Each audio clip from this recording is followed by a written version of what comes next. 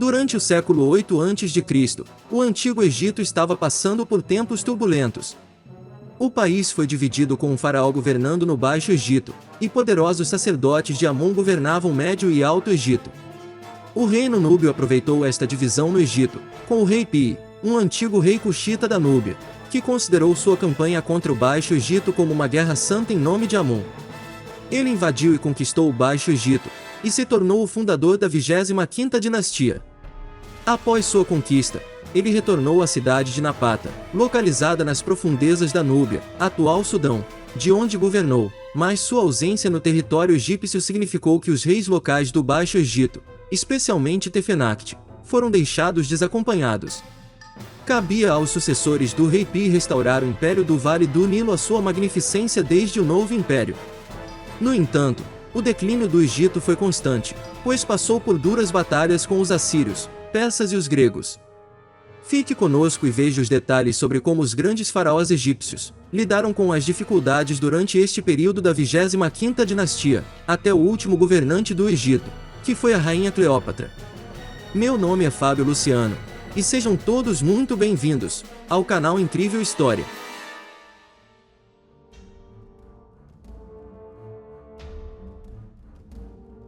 A invasão assíria.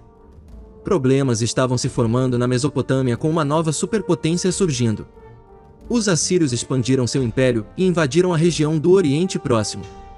Em 701 a.C., os reis de Judá, Sidom, Ascalon e Ecrom, formaram uma aliança com o Egito contra a Assíria. No entanto, eles não foram páreo para o governante neo-assírio Senaqueribe, cujas forças varreram a região, conquistando Ascalon, Sidom e Ecrom.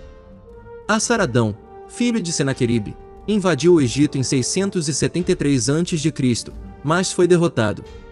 Ele voltou com um exército maior em 671 a.C., saqueou Mênfis e capturou a família real do faraó Taraca como reféns, mas o próprio faraó escapou e fugiu para Tebas. Assurbanipal, filho de Assaradão, saqueou Tebas e instalou um governante vassalo chamado Necal I, no Egito. Os egípcios se revoltaram e um ano depois Assurbanipal retornou, e junto com o filho de Necal, Psamético I, que havia sido educado na capital assíria de Nínive, durante o reinado de Assaradão, eles saquearam Tebas completamente. A 26ª dinastia, ou dinastia Assite, chamada assim depois de sua sede de poder se instalar na cidade de Sais, onde seu pai Necal era rei, foi fundada por Psamético I. Em 655 a.C., Psamético distanciou-se do domínio assírio, e formou uma aliança com o rei Giges, da dinastia Mernada da Lídia. Ele recrutou mercenários da Caria e da Grécia Antiga, para resistir aos ataques assírios. Nesse ínterim, em 622 a.C., a Babilônia estava se aproximando da Assíria, e finalmente subjugou a superpotência em 609 a.C. O Egito, que novamente se alinhou com a Assíria como aliado, e continuou a guerra contra a Babilônia, por alguns anos antes de ser derrotado decisivamente, por Nabucodonosor em Carquemis em 605 a.C. Apesar da derrota, o faraó Necal II lutou contra a invasão do Egito por Nabucodonosor, em 601 a.C. Os babilônios nunca conseguiram conquistar o Egito e se retiraram. No entanto, o Egito acabou não escapando da atenção dos persas. O período persa. Em 550 a.C., Ciro, o Grande da Pérsia, conquistou os Medos, adquirindo a Assíria no processo, e procedeu à anexação do anterior Império Assírio. O período persa no Egito é caracterizado por uma sobreposição de dinastias. A 27ª dinastia, ou primeiro período aquemênida, de 525 a 404 a.C., começou com a Batalha de Pelúsio, quando o Egito foi conquistado pelo expansivo Império Aquemênida, sob Cambises, e o Egito se tornou uma satrapia. Os imperadores persas, incluindo Cambises, Xerxes I e Dário, o Grande, governaram o Egito como faraós, mas governaram através de seus sátrapas. Um destes sátrapas, Petubastis, que reinou entre 522 a 520 a.C., era um príncipe local, provavelmente um membro da antiga linha real Sais, que se rebelou contra o domínio persa, mas foi derrotado por Dário. A 28ª dinastia, de 404 a 398 a.C., foi um reinado de curta duração de Amyrtaeus, outro príncipe de Sais, que se rebelou contra os persas.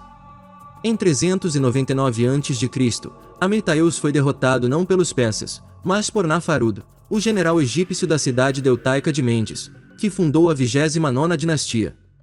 Ele se coroou faraó em Mênfis e possivelmente também em Sais, antes de mudar a capital de Sais para sua cidade natal, Mendes.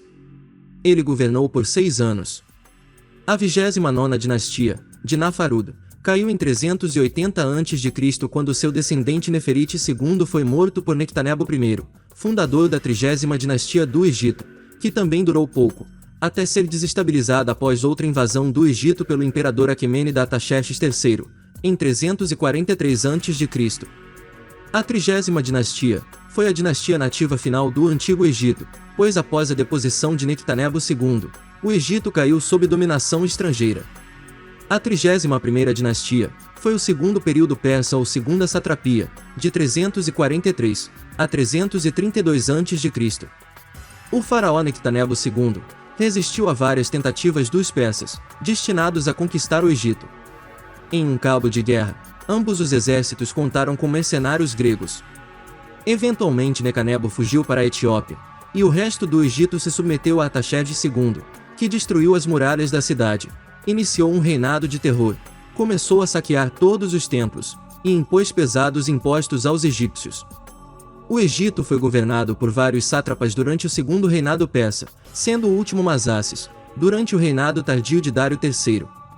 Seu cargo durou menos de um ano, pois ele não era páreo para Alexandre o Grande, que invadiu o Egito no final de 332 a.C. Assim, Alexandre o Grande terminaria com o reinado persa do Egito. A Idade de Ouro do Egito Ptolomaico, de 332 a 145 a.C. Após a morte de Alexandre o Grande, seu império foi dividido entre seus generais. O Egito caiu para Ptolomeu Sóter, general de Alexandre, que se promoveu de sátrapa a faraó, e estabeleceu a dinastia ptolomaica de 305 a.C. a 30 d.C. Durante seu reinado, Ptolomeu I Sóter expandiu as propriedades do Egito, criando um império que incluía Cipreste e Cirene. Foi durante o reinado de Ptolomeu I que a grande biblioteca de Alexandria foi estabelecida, por Demétrio de Faleron, um ex-aluno da escola peripatética, a famosa escola de Aristóteles. Depois de uma carreira política abortada em Atenas, Demétrio emigrou para o Egito, onde conseguiu um emprego na corte de Ptolomeu I. O rei helenístico estava interessado em aumentar seu prestígio, tornando seu reino famoso pelo aprendizado intelectual.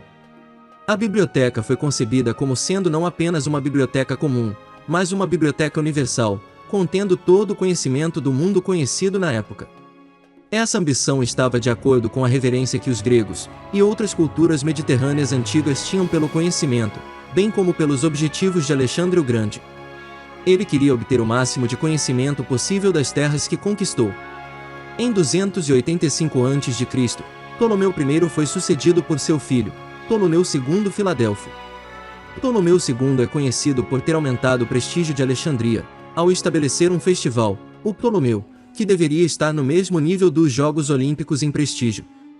Consistia em uma série de carros alegóricos representando várias tradições religiosas da cidade. Ptolomeu II também se envolveu em vários conflitos com os reis seleucidas. Durante seu reinado, o Egito tornou-se um dos mais ricos e poderosos dos reinos helenísticos. Então o Império Ptolomaico emergiu nas terras do Mediterrâneo Oriental. Outro costume atribuído a Ptolomeu II é o casamento entre irmãos monarcas ptolomaicos. Ele se casou com sua irmã Sinoé II, e ambos assumiram o mesmo epíteto de Filadelfos, que significa essencialmente amante de irmãos. Esta prática foi logo imitada pelos egípcios comuns. Em 246 a.C., Ptolomeu II Filadelfo foi sucedido por Ptolomeu III Evérgeta, que governou de 246 a 221 a.C. Seu reinado também foi marcado pelo conflito com os seleucidas. Ptolomeu III Ergetes entrou em guerra com os seleucidas após o assassinato de sua irmã esposa, Berenice II. Após uma invasão bem-sucedida da Síria, ele devolveu ao Egito estátuas que haviam sido roubadas pelos persas. Isso o tornou muito popular entre os egípcios nativos. Este evento foi registrado no decreto de Canopus em 238 a.C. O rei que o sucedeu foi Ptolomeu IV Filopato, considerado pelos historiadores gregos um governante fraco, facilmente manipulado pelos oficiais alexandrinos.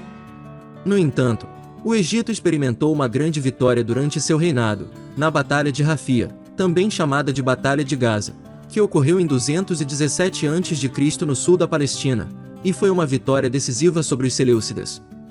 Também foi notável pelo envolvimento de soldados egípcios nativos, lutando ao lado de soldados de ascendência grega e macedônia. No final do terceiro século a.C., o Egito Ptolomaico havia perdido a maior parte de seus territórios ultramarinos. Isso pode ter sido em parte devido a problemas surgidos em sua própria prole. Regimentos nativos egípcios desempenharam um papel importante na vitória na Batalha de Rafia, e isso fez os egípcios perceberem seu potencial e encorajaram revoltas nativas na parte sul do reino. Em 205 a.C., Ptolomeu IV Filopator foi sucedido por Ptolomeu V Epifânio. Ptolomeu V fez várias tentativas para melhorar sua imagem pública, tanto no exterior quanto em casa, especialmente entre os egípcios nativos. Em 196 a.C., Ptolomeu V Epifânio foi coroado rei do Egito em Mênfis, a tradicional capital do Egito faraônico, em estilo tradicional egípcio, evento registrado na famosa Pedra de Roseta. O reinado do sucessor de Ptolomeu V, Ptolomeu VI Filometor, que foi de 180 a 145 a.C., foi caracterizado pelo conflito com os Seleucidas, e pelo declínio contínuo da autonomia do reino ptolomaico. Ptolomeu VI teve que lidar tanto com o governante seleucida Antíoco IV, quanto com seu irmão, que era um de seus principais rivais. Os romanos também estavam se tornando uma influência maior do oeste. Entre 170 a.C. e 169 a.C., Antíoco IV, do reino seleucida, invadiu o Egito e conseguiu estabelecer um protetorado, sobre o qual nomeou um governador. As coisas estavam indo bem para o monarca seleucida, até que ele foi abordado pelos romanos em 168 a.C. O embaixador romano Popilio Lianas informou Antíoco IV que os seleucidas tinham que se retirar do Egito, ou enfrentariam um conflito com Roma. Antíoco IV sabia que era incapaz de derrotar os romanos. No final daquele ano, Antíoco IV havia se retirado de volta ao Oriente Médio. Durante o reinado de Ptolomeu VI Filometor e após seu reinado, Roma começou a desempenhar um papel cada vez mais importante na política egípcia, pois os políticos romanos queriam acesso à enorme riqueza do Egito. Cleópatra VII, a última rainha do Egito. Em 52 a.C., Cleópatra VII tornou-se rainha do Egito. Ela é conhecida por ter sido uma rainha muito capaz e eficaz. Ela foi capaz de trabalhar astutamente com generais e líderes romanos para promover os interesses de seu reino. Em 48 a.C., o general romano Júlio César perseguiu seu rival, Pompeu, até o Egito, onde Pompeu acabou sendo assassinado por cortesãos egípcios. Após a morte de Pompeu, César se encontrou com Cleópatra e ela o levou em um passeio pelo Egito pelo Nilo durante o verão de 47 a.C. Logo depois que Júlio César retornou a Roma, Cleópatra estava grávida e alegou que a criança era de César. Ela chamou a criança de Cesarião. Ela finalmente veio a Roma para se reunir com César. Quaisquer que sejam os planos de César e Cleópatra foram interrompidos quando ele foi assassinado em 44 a.C. Depois disso, Cleópatra voltou às pressas para o Egito. Os Ptolomeus tornaram-se importantes na política romana novamente alguns anos depois, em 36 a.C., quando Marco Antônio, o rival de Otaviano, o futuro Augusto César, se envolveu romanticamente com a rainha do Egito. Cleópatra logo se envolveu com o plano de Marco Antônio para derrotar Otaviano, e isso acabou levando à Batalha de Actium, em 31 a.C., onde Marco Antônio e Cleópatra foram derrotados. Eles foram forçados a se retirar para Alexandria, onde aguardaram a chegada de seu inimigo vitorioso. Antes de Otaviano chegar em agosto de 30 a.C., a suposta história diz que ambos concordaram em cometer suicídio. Cleópatra teria morrido ao ser mordida por uma víbora. O suposto suicídio de Cleópatra acabou com o domínio ptolomaico no Egito após 275 anos. Grande parte do período ptolomaico foi próspero para o Egito. Foram feitas inovações agrícolas que aumentaram muito a capacidade da terra para alimentar uma grande população. Entre essas inovações incluiu-se a introdução do trigo tetraploide que substituiu o trigo emê. No início do período helenístico, a população do Egito era talvez de 3 a 4 milhões. No período romano, a população do Egito pode ter dobrado de tamanho e atingido níveis populacionais que não seriam alcançados novamente até o século XIX. Parte da razão para a prosperidade do Egito ptolomaico era um sistema eficiente de governança. Diretamente abaixo do rei, havia um gabinete de ministros responsável pelas tarefas administrativas do Estado. Esses ministros incluíam o contador-chefe, o ministro-chefe das finanças e a chancelaria dos ministros responsáveis por supervisionar decretos, registros e cartas. Abaixo desses ministros-chefes havia uma hierarquia burocrática. Um destes níveis administrativos era o dos comissários do nomo. Os nomos eram divisões geográficas do Egito que remontam aos tempos pré-ptolomaicos. Abaixo dos administradores do nomo estavam os administradores da aldeia, cada um dos quais era responsável por uma aldeia individual. A maior parte da terra no Egito ainda pertencia à coroa ou aos templos. As terras que não estavam sob o controle real ou o controle das instituições religiosas do Egito foram arrendadas ou concedidas a arrendatários. Alguns destes agricultores também lutavam como soldados quando a situação exigia. Os agricultores gregos geralmente recebiam lotes de terra maiores do que os agricultores egípcios nativos. Para acomodar as duas principais culturas no Egito ptolomaico, havia dois sistemas judiciais interligados, um para egípcios nativos que usavam a língua egípcia e outro para gregos que usavam a língua grega. Como as elites dominantes eram gregas, a burocracia pesava a favor dos gregos. Uma importante inovação ptolomaica na economia egípcia foi a monetarização. O uso de um sistema monetário eficaz aumentou muito o comércio entre o Egito e as regiões vizinhas. As principais indústrias do Egito ptolomaico incluíam a produção de grãos, bem como a produção de artigos de vidro e joias requintados e finamente trabalhados. Os ptolomeus eram muito sensíveis à religião egípcia e fizeram muitas concessões às crenças e tendências religiosas dos egípcios nativos. Os ptolomeus passavam a maior parte do tempo em Alexandria, que era uma cidade muito grega. No entanto, os ptolomeus investiram tempo e recursos consideráveis para se conectarem com os antigos faraós. Na cidade de Alexandria, foram erguidas estátuas representando os ptolomeus como faraós. O status semidivino dos faraós também se encaixa bem no culto do governante helenístico. Durante o período ptolomaico, extensas reformas foram feitas nos templos egípcios. Oficiais religiosos egípcios eram respeitados e pelo menos um dos reis ptolomaicos, Ptolomeu V Epifânio, foi coroado usando ritos tradicionais em Mênfis. Enquanto isso, os imigrantes gregos também incorporaram suas próprias crenças religiosas. Por exemplo, eles identificaram o deus Amon com Zeus, e o deus Ptah com Hefesto. A deusa egípcia Ísis acabou se tornando o centro de uma religião misteriosa que rapidamente se espalhou para fora do Egito, e pelo que se tornaria o mundo greco-romano.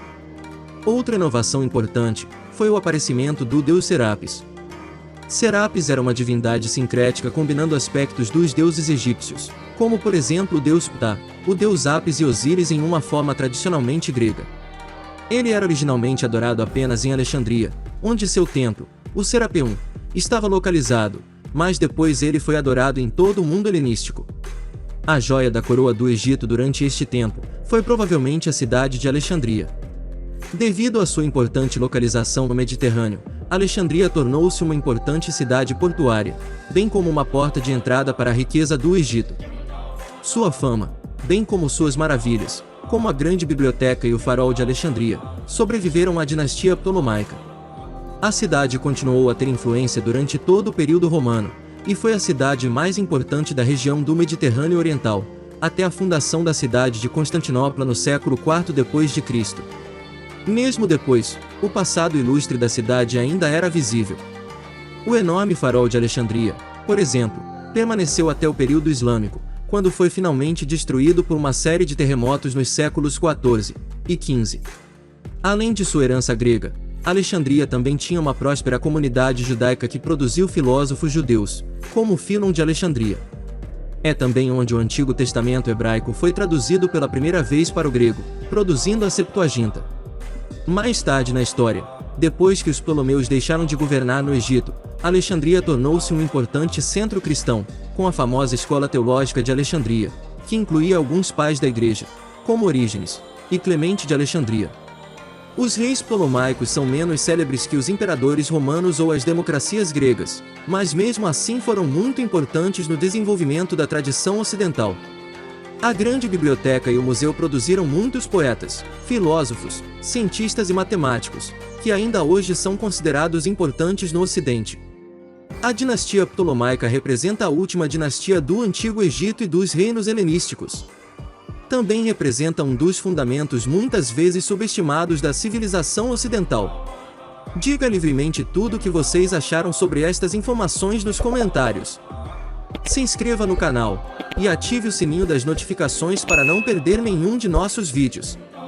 Estamos deixando uma playlist ao lado esquerdo com todos os vídeos sobre o Egito aqui do canal.